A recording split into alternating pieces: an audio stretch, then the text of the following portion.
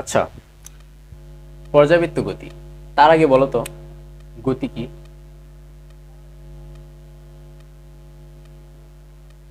Motion অর্থাৎ গতি কি? আমার সাথে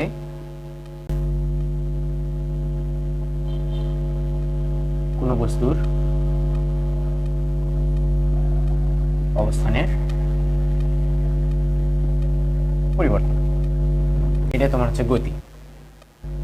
আর পর্যাবৃত্ত গতি এটা কি? এটা হচ্ছে তোমার সময়ের সাথে কোনো বস্তুর অবস্থানের পরিবর্তন ঘটবে, কিন্তু সেটা কি হবে? পর্যায়বৃত্ত অর্থাৎ পর্যায়ক্রমিকভাবে হবে। দেখো এখানে পর্যায়বৃত্ত একটা ঘটনা দেখানো যাক। এই ঘটনা কি? পর্যায়বৃত্ত ঘটনা। ঠিক আছে, ঘটনাটা কি?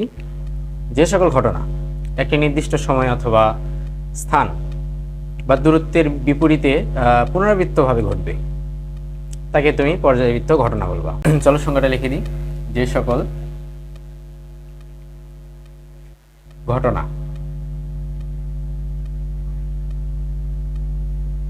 একটি নির্দিষ্ট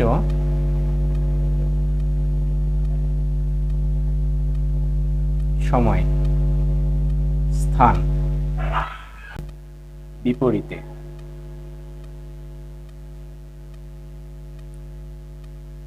পুনরাবৃত্তভাবে তাকে তুমি বলবা কি? পর্যাবৃত্ত ঘটনা। ঠিক আছে, পর্যাবৃত্ত ঘটনা দুই ধরনের। তোমার এক নম্বর হচ্ছে কালিক। কালিক মানে হচ্ছে কাল ভিত্তিক। ঠিক আছে, কাল। এটাকে তোমার বলতে পারো টেম্পোরাল পেরিওডিসিটি। এটা কি? কালিক অর্থাৎ টাইম ইন্টারভাল। ঠিক আছে, এটা হবে তোমার টাইম ইন্টারভাল। উদাহরণ কি কি হতে পারে বলো তো? যেমন তোমার পৃথিবী সূর্যের চারিদিকে ঘোরে, এটা সূর্য এর চারিদিকে কি হয়? পৃথিবী ঘোরে। তোমার এটা একটা উদাহরণ। তারপরে তোমার সপ্তাহে 7 দিন, উইক, এটা একটা কাল বোঝায়, কালিক। তারপরে তোমার জন্মদিন একটি বিশেষ দিন, জন্মদিন একটা সময় বোঝাচ্ছে। ঠিক আছে, স্থানিক পর্যাবৃত্ত নাম্বার 2। স্থানিক, স্পেশাল। স্পেশাল বুঝছো? স্পেশাল পেরিডিওসিটি। পেরিডিসিটি এটা হচ্ছে তোমার স্থানিক পর্যাবৃত্ত, একটি নির্দিষ্ট ডিস্টেন্স ইন্টারভাল। এটা কি? Distance interval. ঠিক আছে, উদাহরণ কি কি হতে পারে? ধরো একটা বৈদ্যুতিক খুঁটির অবস্থান, এটা একটা বৈদ্যুতিক খুঁটি, এটা একটা নির্দিষ্ট প্লেসে আছে। বৈদ্যুতিক খুঁটির অবস্থান, বৈদ্যুতিক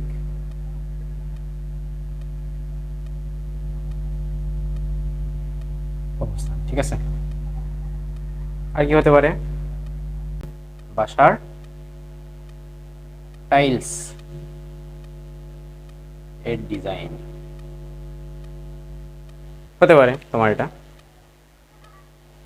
এটা তোমার হচ্ছে একটা উদাহরণ গেল, সেটা হচ্ছে স্থানিক পর্যাবৃত্ত। ঠিক আছে, এবার আসো পর্যাবৃত্ত গতি কি? পর্যাবৃত্ত পর্যাবৃত্ত গতি কি? আসো এবার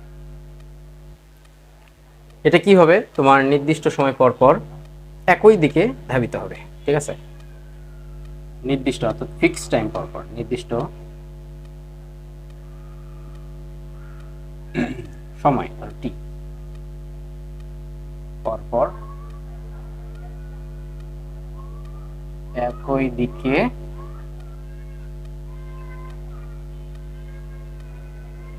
ধাবিত হবে। ঠিক আছে, ধরো একটা ঘড়ি, এখানে 12টা আছে, এখানে 6, এখানে 3, এখানে 9। ঠিক আছে, এটা তোমার এটা একটা ঘড়ির কাঁটা, ঠিক আছে? এই কাঁটা এখান থেকে তোমার ঘোরা শুরু হয়েছে, এটা কি বলতো? ঘুরতেই থাকবে না? তাহলে অবশ্যই এটা একটা পর্যায়বৃত্ত গতির উদাহরণ, ঠিক আছে? তোমার 60 সেকেন্ড অর্থাৎ 1 মিনিট, সেকেন্ডের কাঁটা 1 মিনিট ঘুরে আসতে তোমার যে ঘূর্ণন করলো ঘুরতেই থাকবে একবারে, ঠিক আছে? সেটা হচ্ছে তোমার পর্যাবৃত্ত গতির একটা উদাহরণ। তাহলে এখানে সংজ্ঞা কি হতে পারে বলতো? সংজ্ঞা সংজ্ঞা তোমার হতে পারে যদি কোনো বস্তুর কণার গতিপথ এমন হয়, যদি কোনো কণার বেগ এমন হয়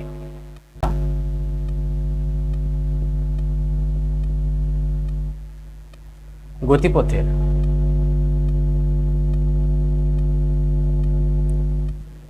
নির্দিষ্ট কোনো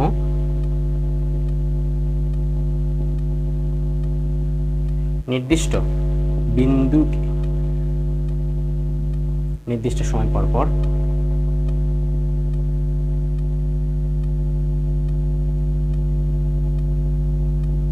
অতিক্রম করে,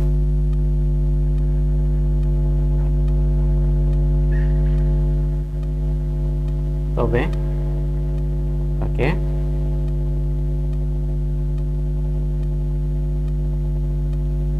পর্যাবৃত্ত গতি বলে, ঠিক আছে? আমরা তো অনেকগুলোই পর্যাবৃত্ত গতির উদাহরণ জানলাম, তাহলে এবার আমরা বৈশিষ্ট্য দেখে নিই, ঠিক আছে? আশা করছি এখন দেখা যাচ্ছে, ঠিক আছে?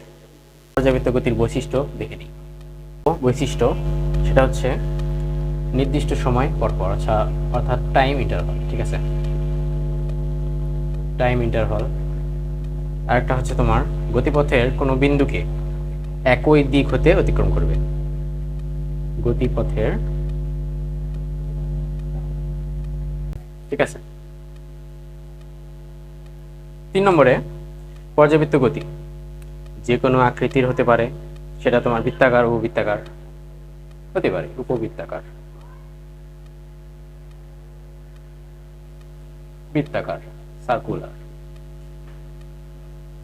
উপবৃত্তাকার কোনটা বলতো? এটা সূর্য, পৃথিবী সূর্যকে উপবৃত্তাকার কক্ষপথেই আবর্তন করে কিনা বলো? তাহলে এটা একটা উপবৃত্তাকার কক্ষপথের উদাহরণ, ঠিক আছে? এটা তোমার একটা পর্যাবৃত্ত গতির উদাহরণ। এখানে কি লিখছি? সেটা হচ্ছে পর্যাবৃত্ত গতি সরলরৈখিক ও হতে পারে, ঠিক আছে? সরলরৈখিক কিভাবে হলো? এটা তুমি ধরো এ বিন্দুতে আসো, এখান থেকে তুমি বি বিন্দুতে গেলা, ঠিক আছে? বিন্দুতে গেলা অর্থাৎ এখানে যাওয়া, ঠিক আছে? তারপর তুমি এই বি বিন্দু থেকে আবার এ বিন্দুতে আসলা, অর্থাৎ আসা। এই যে এখানে এ বিন্দু থেকে বি বিন্দুতে গেলা, একটা সময় লাগছে না বলতো? টি সময় লাগছে একটা, ঠিক আছে? একটা টি সময় লাগছে, সেটাই তোমার একটা নির্দিষ্ট সময়, এবং নির্দিষ্ট সময় এখানে গেছো, আবার সেখান থেকে এখানে আসছো, তাহলে নির্দিষ্ট সময় পর পর একই ঘটনা ঘটলো না বলতো? একই দিকে, একবার এদিকে গেলা, একবার এদিকে আসলা, তাহলে এটা পর্যাবৃত্ত গতি হবে কি হবে না বলো? অবশ্যই পর্যাবৃত্ত গতি হবে, অর্থাৎ পর্যাবৃত্ত গতি হবে।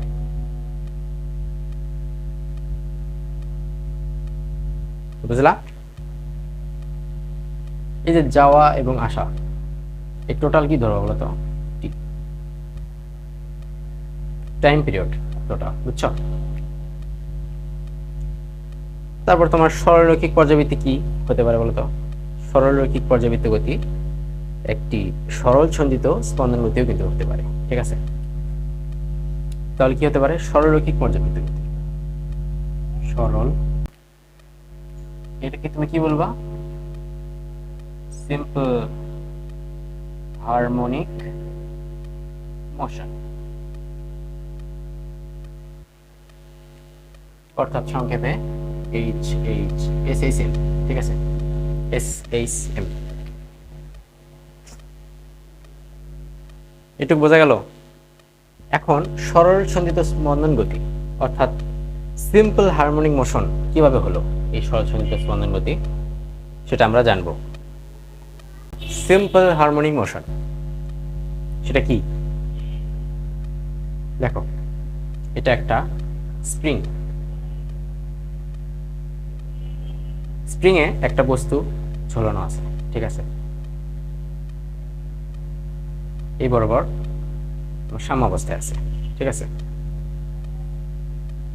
এই স্প্রিং যদি এখন তুমি সংকুচিত করো, এই বরাবর সংকুচিত করো করে আবার ছেড়ে দাও, তাহলে সেটা কি হবে বলো তো?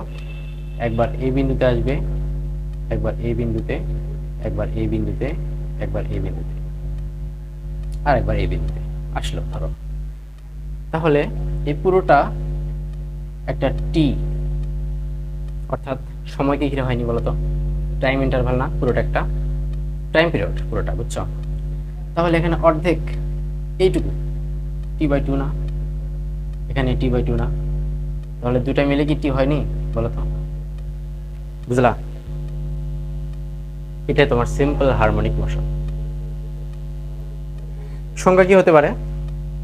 সেটা হচ্ছে যে পর্যাবৃত্ত গতি, এটা কিন্তু একটা পর্যাবৃত্ত গতি অবশ্যই। ঠিক আছে, সংজ্ঞা হতে পারে যে পর্যাবৃত্ত গতি সম্পন্ন বস্তু কণার গতি। এই পথ, একটা পথ এমন হয় যে তা পর্যায়কালের অর্ধেক সময় যেদিকে থাকবে, বাকি অর্ধেক সময় পূর্বগতির বিপরীত দিকে থাকবে। ঠিক আছে, প্রথম অর্ধেক সময় যে পথে থাকবে, তারপরে তোমার দেখো একটা বস্তু ধরো এই বরাবর নিচে নামলো, নিচে নামলো, আবার সেই গতিতে কি হবে? উপরের দিকে উঠবে। সেই জিনিসটাই বলা হয়েছে এখানে সরল সন্ধিত স্পন্দন গতি অর্থাৎ সিম্পল হারমোনিক মোশন। তাহলে আসো আমরা একটু ডিফিনিশন লিখি। ডিফিনিশন, যে পর্যাবৃত্ত গতি, বুঝলা সবকিছু? আশা করি বুঝতে পারছো। আর এটা দেখো তো,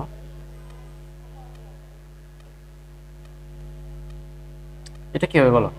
একটা বস্তু, এটা একবার এদিকে গেল, তারপর এদিকে গেল, তারপর এদিকে গেল, এইভাবে ঘুরছে। ঠিক আছে, আবর্তিত হচ্ছে। তাহলে এখানে পর্যায়কালের 1/3 না সময়, টাইম টাইম ইন্টারভালটা দেখো তো, টাইম পিরিয়ডটা দেখো, 1/3 না, কিন্তু তোমার শর্ত কি ছিল বলো? এস এইচ এম এর শর্ত কি ছিল? এর শর্ত ছিল সর্বদা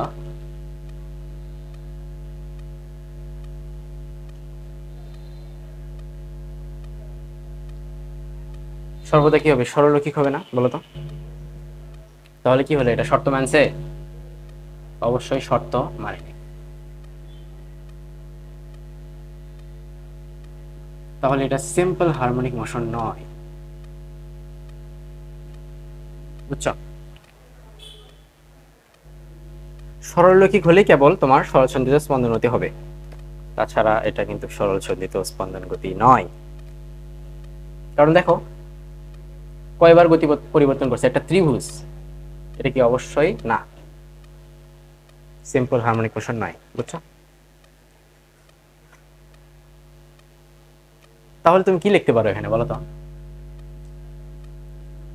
কি লিখতে পারো এখানে? সকল সরল সন্ধিত স্পন্দন গতি পর্যাবৃত্ত গতি, কিন্তু সকল পর্যায়বৃত্ত গতি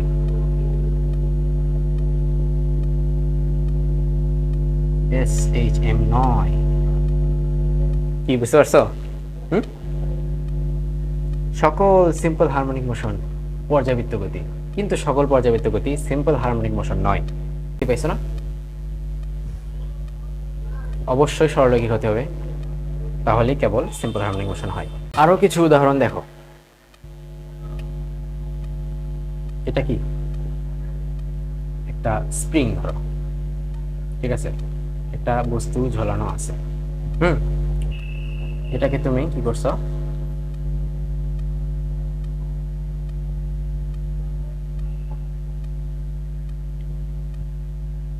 একটু সংকুচিত করছো, করার পরে তুমি ছেড়ে দিছো, ঠিক আছে।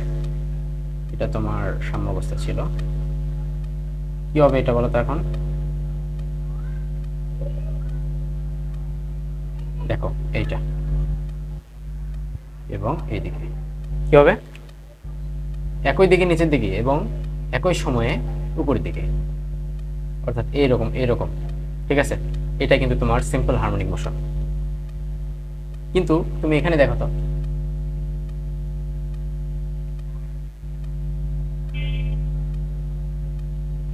এখানে একটা বল, এটা একটা বল, ঠিক আছে। এখানে এত দূর পর্যন্ত এনে ছেড়ে দিছো, তাহলে বলটা এখানে আসবে কিনা বলো তো, এখানে আসবে কিনা বলো তো। কিন্তু এটাকে তুমি সিম্পল হারমোনিক মোশন বলবা বলো তো? ধরো এটা থিটা, আচ্ছা ওসব পরে, আগে বলো এটা কি সিম্পল হারমোনিক মোশন? অবশ্যই না, নো, অবশ্যই সিম্পল হারমোনিক মোশন না। কারণ দেখো এটা কিন্তু সরল রৈখিক পথে যায় নাই, দেখছো, এইভাবে বৃত্তাকার পথ অতিক্রম করছে, ঠিক আছে। বৃত্তাংশ হয়েছে, বৃত্তাকার পথ অতিক্রম করছে, এই জন্য এটা সিম্পল হারমোনিক মোশন নয়। কিন্তু এটা যদি তুমি থিটার মান যদি 4 ডিগ্রিরও কম নিতা, তাহলে কি হতো বলতো? 4 ডিগ্রির কম নিব, কি হবে? লেস দেন ইকুয়াল 4 ডিগ্রি অথবা 4 ডিগ্রির চেয়ে কম নিবা, তাহলে কি হতো? এই বরাবর নিচে, সরি এটা এই বরাবর নিচে, এটা হবে এই বরাবর নিচে, তাহলে কি হতো বলতো? এটা কিন্তু তোমার সিম্পল হারমোনিক মোশন, সরল সংযোজিত স্পন্দন গতি হবে, কারণ এখানে থিটা কিন্তু অনেক কম, থিটার মান, ঠিক আছে। এই কারণে তোমার এটা বৃত্তাকার পথ অতিক্রম করতো যদি থিটার মান বড় নিতা। ছোট নেওয়ার কারণে এটা তোমার হচ্ছে সরলরৈখিক পথ অতিক্রম করবে, বুঝতে পারছো? এই কারণে এটা সিম্পল হারমোনিক মোশন হবে। ধরো এটা একটা পৃথিবী, ঠিক আছে, পৃথিবী, তুমি এইখানে দাঁড়িয়ে আছো, এখন এই পৃথিবীর এটা ভূপৃষ্ঠ না, এই ভূপৃষ্ঠ বরাবর তুমি কি করছো, একটা গর্ত তৈরি করছো। তুমি এখন ধরো বাংলাদেশে আছো, ঠিক বাংলাদেশের অপোজিটে আছে আমেরিকা। তুমি আমেরিকা কিভাবে যাবা? একটা শর্টকাট পদ্ধতিতে আমেরিকায় যেতে পারো, কিন্তু তুমি যখনই যাওয়ার চেষ্টা করবা কি হবে? তুমি আবার ওই একই জায়গায় চলে যাবা, তাই না? এখানে আসার পর আবার একই জায়গায় চলে যাবা, এটাই হবে, ঠিক আছে। এটা কেন হবে? অভিকর্ষ ত্বরণ, এমজি। তাহলে এটা একটা সরলসজ্জিত স্পন্দন গতি কিন্তু, ঠিক আছে। তুমি এবারে নিচে যাবা, আবার এখানে একই পজিশনে আসবা, তাহলে এটা হবে সিম্পল হারমোনিক মোশন। একটা পয়েন্ট দিতে পারো যে পৃথিবীর মাঝে পৃথিবীর মাঝে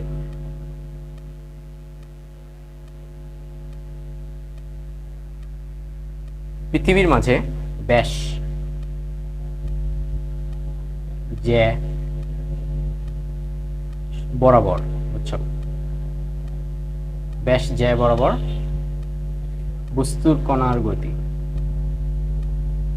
বস্তু কণার গতি সিম্পল হারমোনিক মোশন, বুঝছো? একটা উদাহরণ দেখতে পারো, এটা একটা কুয়া, ধরো একটা পানি ট্যাঙ্ক, ঠিক আছে। তুমি এই বরাবর একটা বস্তুকে ডুবিয়ে দিছো, ঠিক আছে, অর্ধ নিমজ্জিত আছে, ঠিক আছে, আংশিক নিমজ্জিত বা অর্ধ নিমজ্জিত। তুমি এখানে চাপ দেবা, দেখবা আবার ডুবে যাবে, আবার উপরে উঠবে, যতবার করবা ততবার একই একই হবে, ঘটনা একই ঘটবে, ঠিক আছে। একবার নিচে একবার উপরে, ঠিক আছে।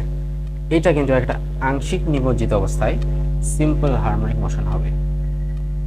ডুবে গেলে তো কথা নেই, কিন্তু আংশিক নিমজ্জিত অবস্থায় থাকবে এমন একটা বস্তুর ক্ষেত্রে এটা সিম্পল হারমোনিক মোশন হবে, বুঝতে পারছো? ক্লিয়ার? তাহলে আসো আমরা SHM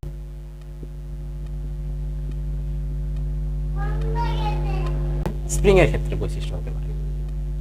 স্প্রিং দেখলাম আমরা এখনই। আরেকটা হতে পারে তোমার সরলরৈখিক গতি।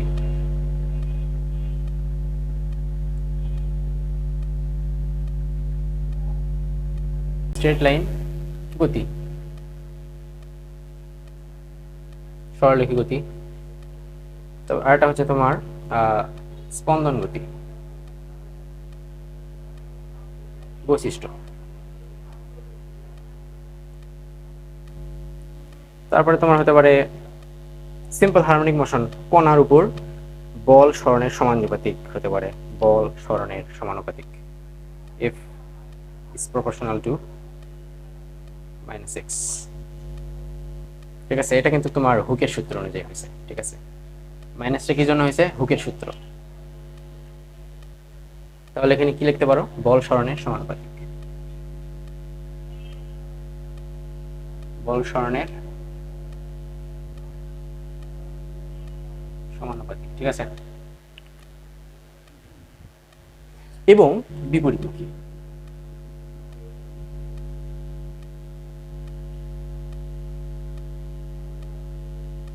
এবং বিপরীতমুখী, বুঝছো? আরেকটা হতে পারে সাম্যাবস্থায়। সাম্যাবস্থায়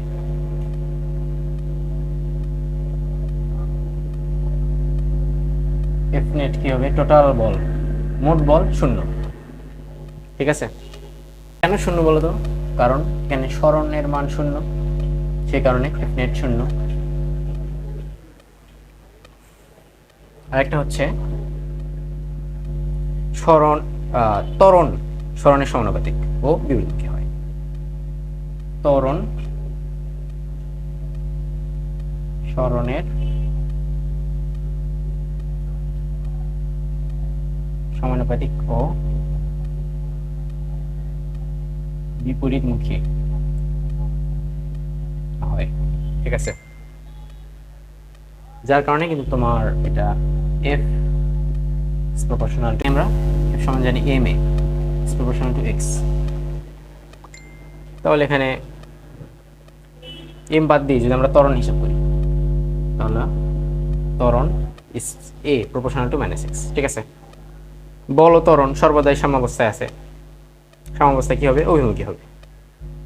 বল ত্বরণ সর্বদাই সাম্যাবস্থায় অভিমুখী, বুঝছো? আবার এখানে দেখো F is proportional to x to the power n। এখানে x এর ঘাত অলওয়েজ 1 হতে হবে। ঠিক আছে, x এর ঘাত অলওয়েজ 1। অলওয়েজ 1 কেন? 1 না হলে তোমার সিম্পল হারমোনিক মোশন হবে না। যদি তুমি n এর মান 2 দাও, তাহলে F is proportional to x to the 3, x to the power 3। তাহলে এটা কি তোমার সিম্পল হারমোনিক মোশন হবে? নো, SHM হবে না। ঠিক আছে, যদি তুমি 1 দাও, তাহলে F is proportional to 2x, অবশ্যই সিম্পল হারমোনিক মোশন হবে। ওকে, বোঝা গেল? কথা নিচে দেখা যাচ্ছে না? এখন দেখা যায়? এখন আশা করছি দেখা যাচ্ছে। মানের ক্ষেত্রে দেখাচ্ছি, এখানে মাইনাস হবে অবশ্যই, হুকের সূত্র, সব ক্ষেত্রে মাইনাস। ঠিক আছে, তাহলে এখানে দেখো F ইকুয়াল টু -2x, তারপর F equal to -5x cube.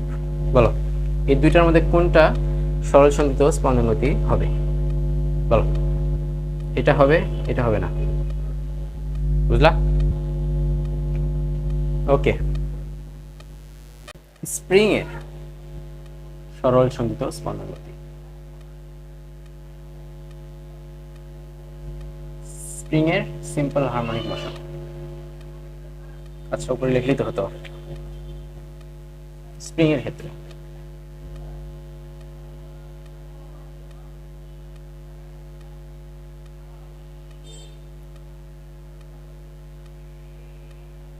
Simple harmonic motion.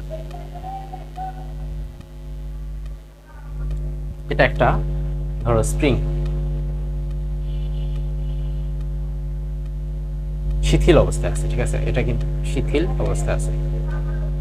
এরপর আমি কি করছি, একটা বস্তু ঝুলাইছি, ঠিক আছে, একটা বস্তু ঝুলিয়ে দিছি।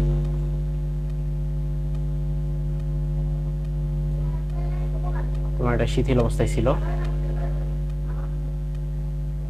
তারপর এটা তোমার সাম্যাবস্থা।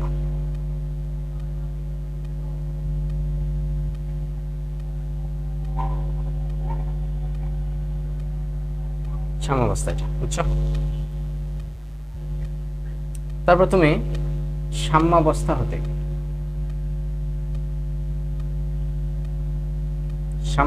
কি করছো, প্রসারিত করছো। কি পরিমাণ? x পরিমাণ প্রসারিত করছো নিচের দিকে, ঠিক আছে, নিচের দিকে প্রসারিত করছো। তার আগে বল, এটা আমরা জানি না, বলো তো, f is proportional to -x আমরা জানি কিনা বলো। তাহলে আমরা যদি এটা f ইকুয়াল টু একটা কনস্ট্যান্ট k নিই, kx লেখা যায় কিনা বলো, স্প্রিং ধ্রুবক k, এটা কনস্ট্যান্ট বানাই, ঠিক আছে। এই পুরোটা সাম্যাবস্থা হতে প্রথমে এটা এই দূরত্ব ধরো, এইটুকু দূরত্ব l দূরত্ব ধরতে পারি আমরা। তারপরে তোমার কনস্ট্যান্ট মান যদি আমরা ধরি, এখানে হিসাব করি, তাহলে এটা হবে kl। এটা কোন দিকে আছে? উপর দিকে আছে, উপর দিকে স্প্রিং প্রসারিত করছে, তাহলে kl অবশ্যই উপর দিকে, বুঝছো? আর এটুকু দৈর্ঘ্য তোমার l ছিল। তাহলে এখন টোটাল সরণ কত হবে বলো তো, টোটাল সরণ কত হবে বলো, l প্লাস x।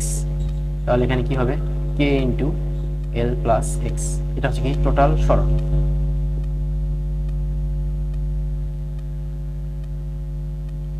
এই স্প্রিং এ টোটাল সরণ k into l plus x। এখানে দেখো একটা জিনিস, সেটা হচ্ছে মোট বল কি উপরের দিকে হবে না বলতো? মোট বল এফ নেট অবশ্যই উপরের দিকে, কারণ তুমি প্রসারিত করছো। এখন একটা টান অনুভব করবে, মোট বল সেটা কিন্তু উপরের দিকে অলওয়েজ, বুঝছো?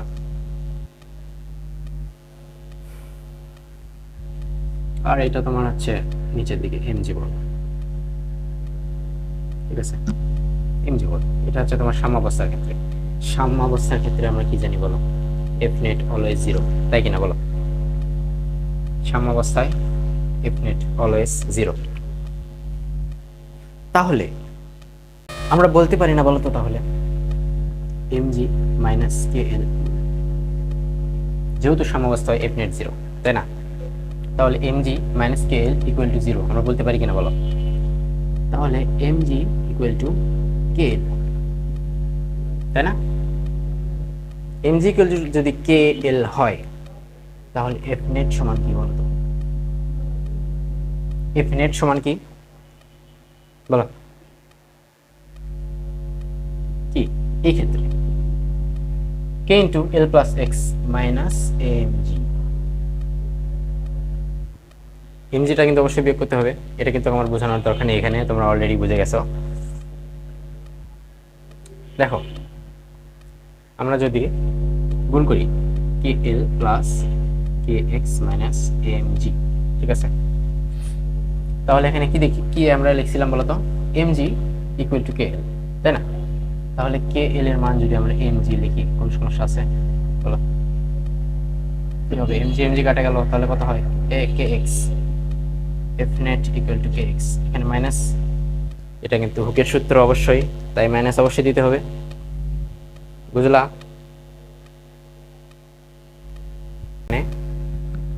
আমরা শুধু যদি মান বিবেচনায় দেখি, তাহলে কি হবে, F net equal K x, তাই না?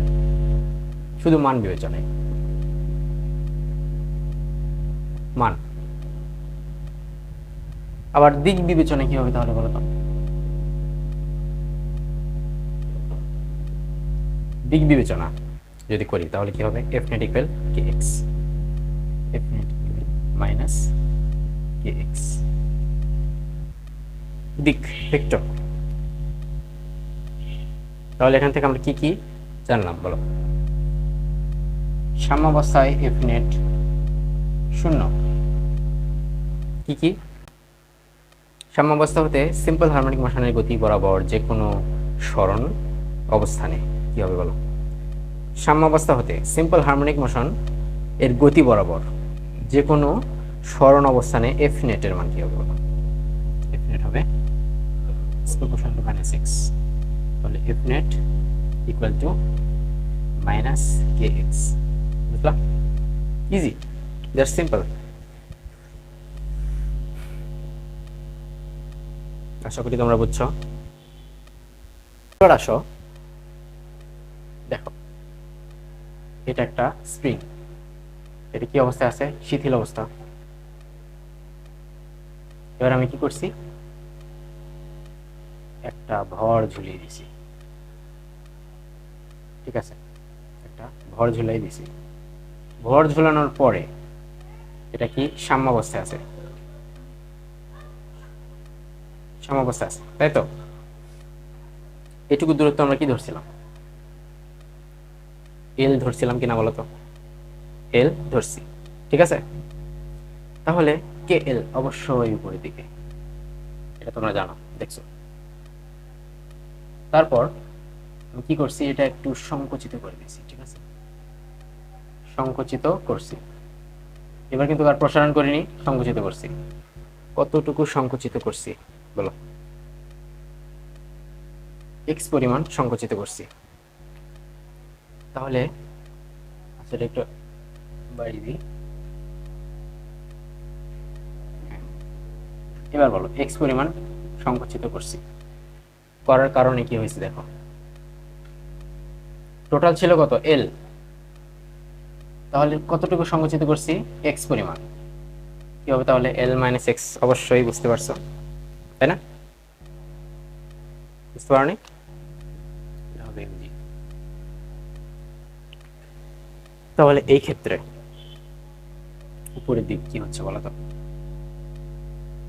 কে ইন্টু এল মাইনাস এক্স, তাই না? ঠিক আছে। এমজি অলওয়েজ কিন্তু নিচের দিকে, এমজি অলওয়েজ নিচের দিকে সাম্যাবস্থায়। এটা সাম্যাবস্থায়। তাহলে এটা কিন্তু সংকুচিত করার কারণে সাম্যাবস্থায় নাই, ঠিক আছে? তাহলে আমরা কি জানি? আবার আগে নামে করো। আমরা কি জানি? সাম্যাবস্থায় এফ নেট 0, তাহলে এমজি ইকুয়াল টু কে এল। আমরা জানি কি জানি না বলো তো? জানি আমরা এমজি ইকুয়াল টু কে এল হলে এক্ষেত্রে কি দাঁড়ায় বলো সম্পর্কটা? দেখো, এফ নেট ইকুয়াল টু, এবার কিন্তু এমজি মান বড় অবশ্যই, যেহেতু সংকুচিত করছি তাই এমজি বড় হবে। এমজি মাইনাস কে into L minus x, of course, ঠিক আছে? F net equal two MG minus কে এল প্লাস কে এক্স। আমরা কি জানি? কে এল ইকুয়াল এমজি, তাহলে এখানে এমজি লেখা যায় মাইনাস এমজি প্লাস কে এক্স, কাটা গেল কে এক্স এফ নেট, এখানে মাইনাস, ঠিক আছে? তাহলে আমরা কি দেখলাম বলতো? উভয় ক্ষেত্রে সেম না বলতো? উভয় ক্ষেত্রে কি আমরা সেম পাইনি? প্রসারণ করলেও একই আমরা পেয়েছি এবং সংকুচিত করলেও একই এফ নেটের মান। ওকে, তাহলে এটার ভেক্টর রূপ দিক বরাবর কি হবে? F net equal two minus K x. বোঝা গেল কিনা? ইজি, শিখবো, ঠিক আছে? তাহলে আমরা আজকের ক্লাসে এইটুকুই শিখলাম। এরপরে ক্লাসে আমরা শিখব ব্যবকলনীয় সমীকরণ। ব্যবকলনীয় সমীকরণ আমরা নেক্সট ক্লাসে শিখব। ক্লাসগুলো ভালো লাগলে অবশ্যই চ্যানেলটিকে সাবস্ক্রাইব করবা। ওকে, আল্লাহ হাফেজ।